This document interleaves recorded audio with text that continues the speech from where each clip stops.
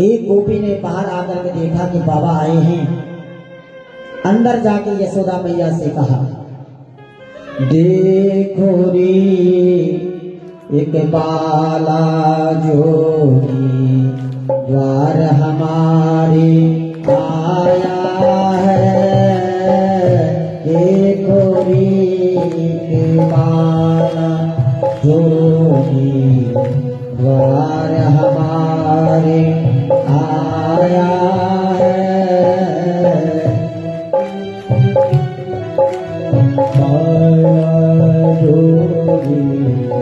द्वार हमारे आया है।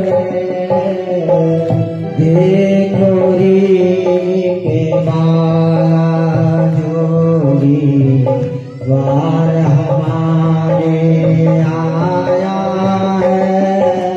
देखो रे के बाला जोगी द्वार हमारे आया है। बागंबर का ओढ़ दुशाला, बागंबर का ओढ़ दुशाला, शेष नाग लपटाया है। देखो रे के बाला जोगी द्वार हमारे आया है। देखो रे बाला जोगी द्वार हमारे आया है।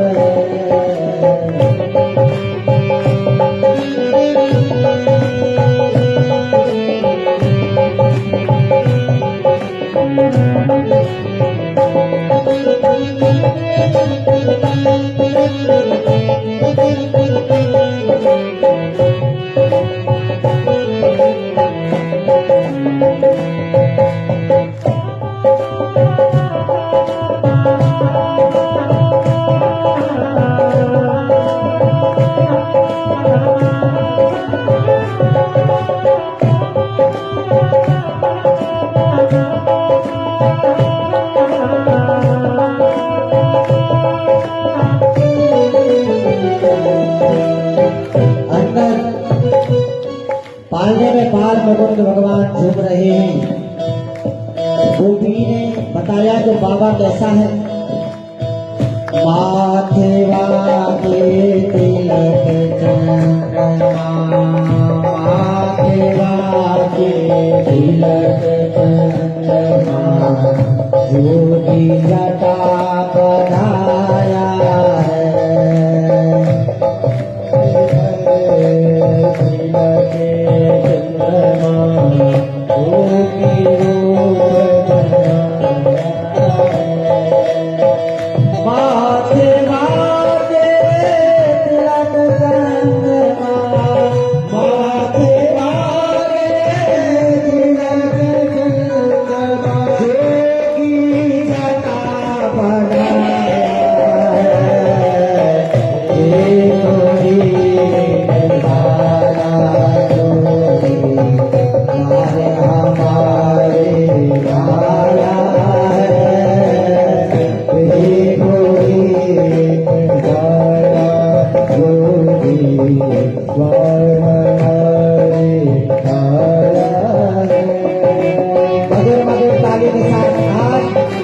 हरि और हर का मिलन होने वाला है।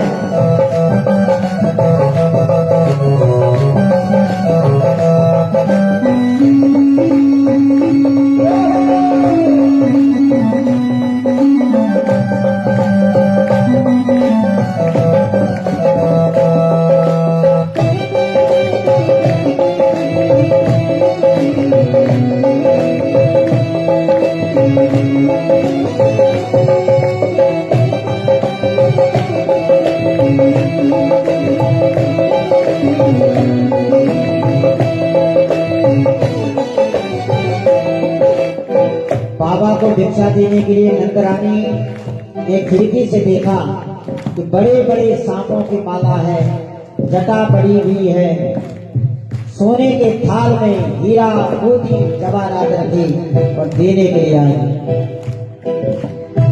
रे भिक्षा निकली नंदरानी, भिक्षा निकली नंदरानी, रे भिक्षा निकली नंदरानी, रे भिक्षा निकली नंदरानी, मोतियन थाल सजाया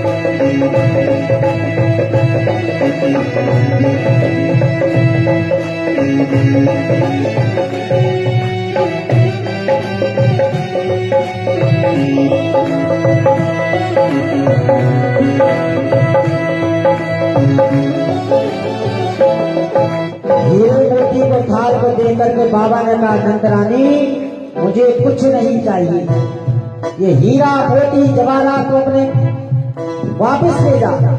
यशोदा ने कहा, बाबा तो क्या चाहिए? ना चाहिए तेरे हीरे मोती, ना चाहिए तेरे हीरे मोती, ना चाहिए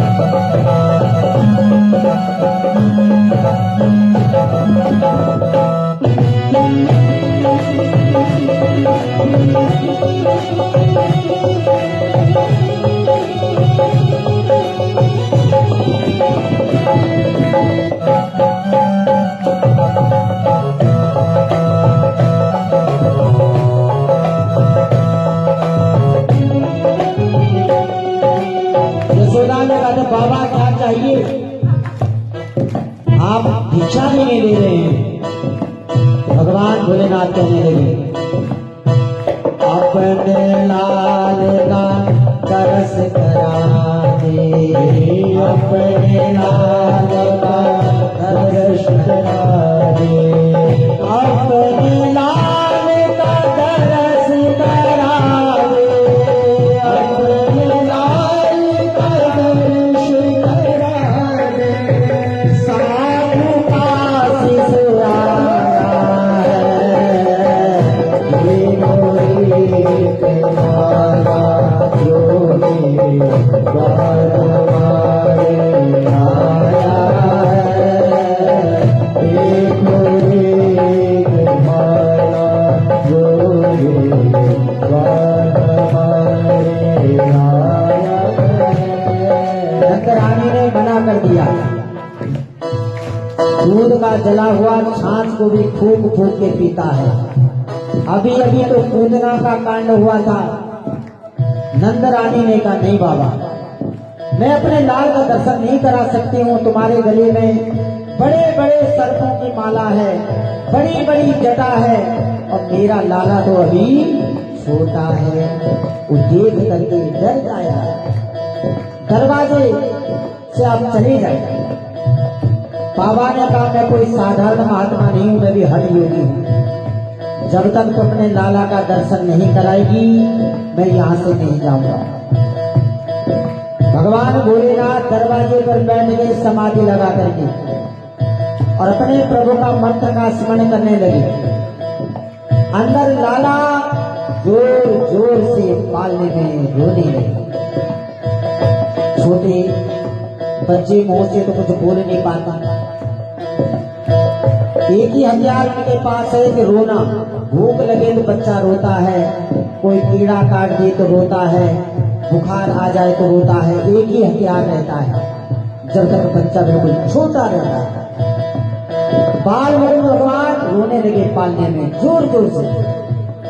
इधर एक सखी बोली यशोदा, ये बाबा कोई जादू टोना भी जानता है। जब से ये दरवाजे पर बैठा ये कोई मंत्र पढ़ने लगा, तभी से हमारा लाला रोने लगा। जोर जोर से लाला रो रहा है। इसका मतलब ये कुछ जानता है, कुछ जादू टोना जानता है। यशोदा मैया ने लाला को गोद में उठाया, चुप कराने के लिए घर के इस कोने में गई, उस कोने में गई, घूमती रही पर लाला और जोर जोर से रोने लगा। अंत में सखी ने कहा कि नंद रानी, ये लाला तभी चुप होगा तुम एक बार बाबा के पास भी चलो। ये बालक निकली नंद रानी, ये बालक निकली नंद रानी, ये बालक निकली नंद रानी, ये बालक निकली नंद रानी, योगी दर्शन पाया है, ये धोरी के माया जोगी द्वार हमारे आया है, देखो रे माया जोगी द्वार हमारे आया है। बाल भगवान का दर्शन करके भगवान भोलेनाथ की आंखें सजल हो गई और बाल मुकुंद भगवान की भी आंखें सजल हो गई। एक दूसरों को निहारने लगे, दर्शन करने लगी। बाबा भोलेनाथ ने कहा भैया मैं ज्योतिष विद्या जानता हूँ, अपने लाला को मेरी गोद में दे दे, मैं इसका भविष्य बताऊंगा कि बड़ा बनकर के क्या बनेगा। नंद रानी ने पहले मना किया। बाबा ने नंद रानी की परिक्रमा की, 7 बार परिक्रमा करके, 7 बार परिक्रमा करके, एक बार नहीं 7 बार, 7 बार परिक्रमा करके, 7 बार परिक्रमा करके, 7 बार परिक्रमा करके, 7 बार परिक्रमा करके, श्रीनाथ बजाया है, देखो रे के आया जोगी द्वार हमारे आया है, देखो रे के आया जोगी द्वार हमारे आया है। नंद रानी ने बाल मुकुंद भगवान को भोलेनाथ के हाथों में दे दिया। बाबा ने अपने माथे से लगाया, ब्रह्म संबंध हो गया और इस सुंदर छटा को देख करके देवता भी पुष्प वर्षा करने लगे। वैकुंठ धाम में सूरदास जी गाने लगे, सूरदास वैकुंठ धाम में, सूरदास वैकुंठ धाम में, सूरदास वैकुंठ धाम में, सूरदास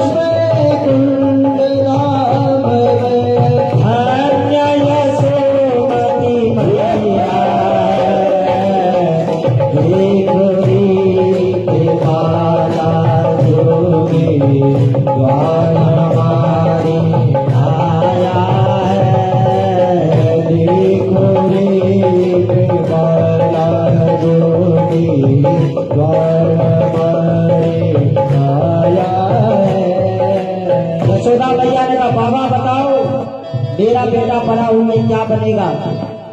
बाबा कहने लगे भैया तीन लोग का करता धरता, तीन लोग का करता धरता, तीन लोग का करता धरता, तीन लोग का करता धरता, तेरी गोद में आया है देखो एक बाला जोड़ी, द्वार हमारे आया है देखो एक बाला जोड़ी, द्वार हमारे आया है। भगवान की जय। आज हरि और हर का मिलन हो गया।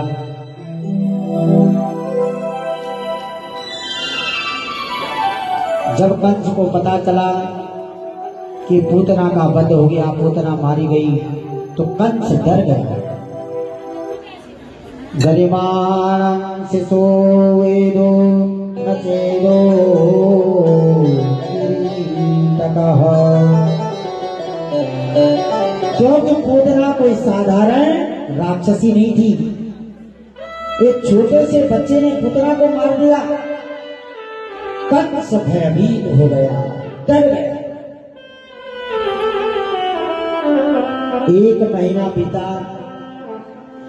यशोदा के मन में भाव उत्पन्न हुआ मैया के कि मैंने जब से लाला घर में हुआ न कोई पूजा कराई न कुछ कराया, न गांव वालों को कुछ मिठाई खिटाई में खिला पाई।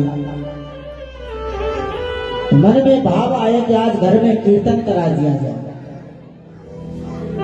जिस नारायण का कीर्तन वो करने के लिए कह रही है, वो नारायण तो स्वयं घर में है, परंतु यशोदा मैया की आंखों में माया की ममता की पट्टी बंधी हुई है।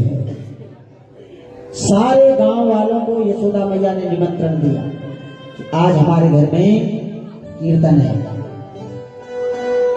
क्योंकि जिस नक्षत्र में भगवान का प्रादुर्भाव हुआ, रोहिणी नक्षत्र, एक महीने के बाद जब वो नक्षत्र आया तो मैया ने घर में कीर्तन रखवाया, सफाई की, सुंदर सुंदर बिछौने बिछाई गांव वालों की कि हमारे घर में आएंगे। और जिसके लिए कीर्तन रखवाया वो बाल मुकुंद भगवान झूले में थे, उनको घर से बाहर रख दिया। एक छकड़ा था उसके नीचे, छकड़ा माने बैलगाड़ी। भाव ये था कि गांव वाले आएंगे कीर्तन में, सभी महिलाएं आएंगी, मैं सबके आवा भगत में लगी रहूंगी तो लाला रोएगा, कीर्तन की आवाज सुन के भी रोएगा और मुझे परेशान भी करेगा। इसलिए घर से बाहर रखा। जिसके लिए कीर्तन रखवाया उसे घर से बाहर रख दिया और घर में नाच गाना कीर्तन भजन होने लगा। इतने में सक्तासुर नाम का राक्षस आया।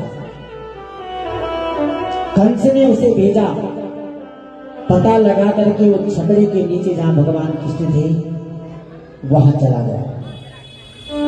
कुछ बच्चे खेल रहे थे सामने। सक्तासुर को देख करके भगवान ने कहा ठीक है, तेरी भी मौत अब नजदीक आ गई। बैलगाड़ी के अंदर छोटा सा बच्चा 1 महीने का ऐसी लात मारी सक्तासुर पे कि छकड़ा उलट गया और सक्तासुर मर गया। बोलो श्री कृष्ण भगवान की जय। धड़ाम की आवाज आई। सभी कीर्तन में जो अंदर कीर्तन कर रही थी महिलाएं सब बाहर आ गई।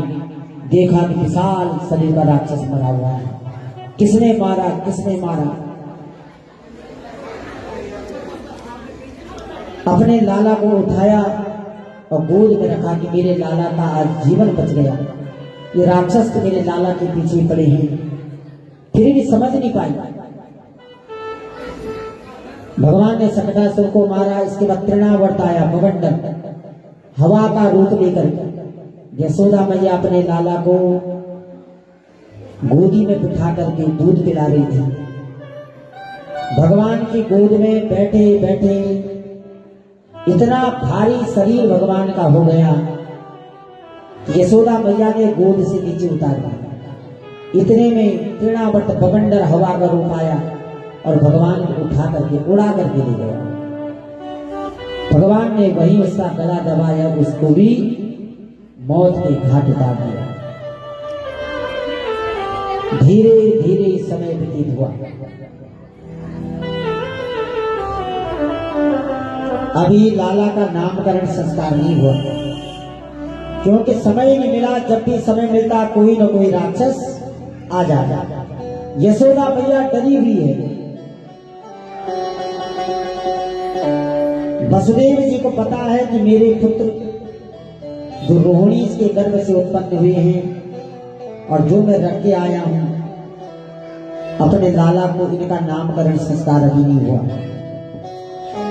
तो वसुदेव जी ने गर्गाचार्य जी को कहा कि गर्गाचार्य जी बड़े विद्वान हैं, यादवों के पुरोहित भी हैं।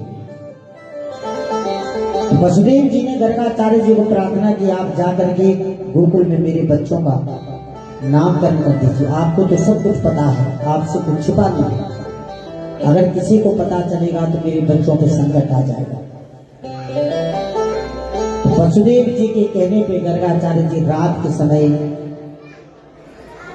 नंद बाबा के यहाँ गए। नंद बाबा ने देखा गर्गाचार्य जी आए हैं, बड़ी प्रसन्न हुई और मन में अचानक ही भाव उत्पन्न हुआ कि आप आए हैं, मेरे दो पुत्र, इनका अभी नामकरण संस्कार नहीं हुआ है, इसलिए आपकी बड़ी कृपा होगी अगर आपके हाथों मेरे बच्चों का नामकरण संस्कार हो जाए। गर्गाचार्य जी ने कहा ठीक है, परंतु याद रखना किसी को पता नहीं लगना चाहिए कि मैं यहाँ नामकरण संस्कार के लिए आया हूँ। ये नामकरण संस्कार गुप्त रूप से गौशाला के अंदर होगा और भगवान चाहते भी ऐसे थे कि गांवों के बीच में, क्योंकि गायों से भगवान श्री कृष्ण अतिशय प्रेम करते थे। वो गायें ऋषि के रूप में थे।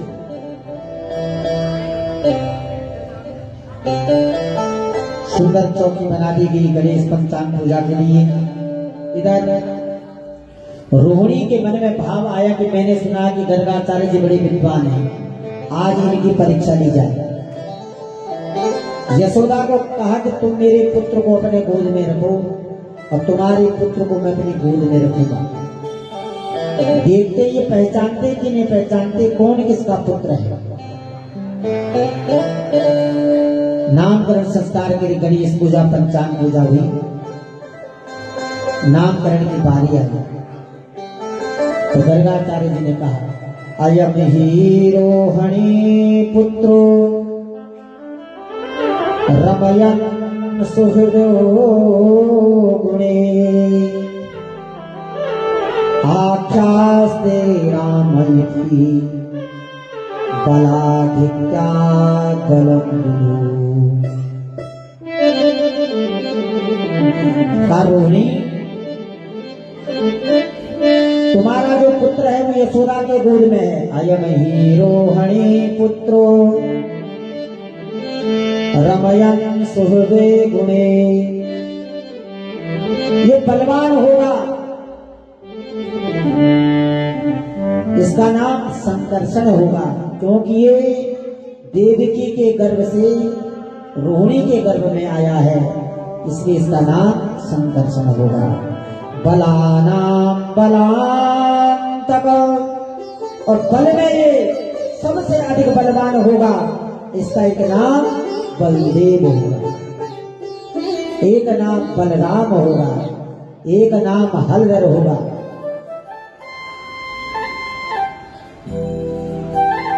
जब गर्गाचार्य जी ने ये कहा तो रोहिणी के पांव के नीचे जमीन खिसक गई।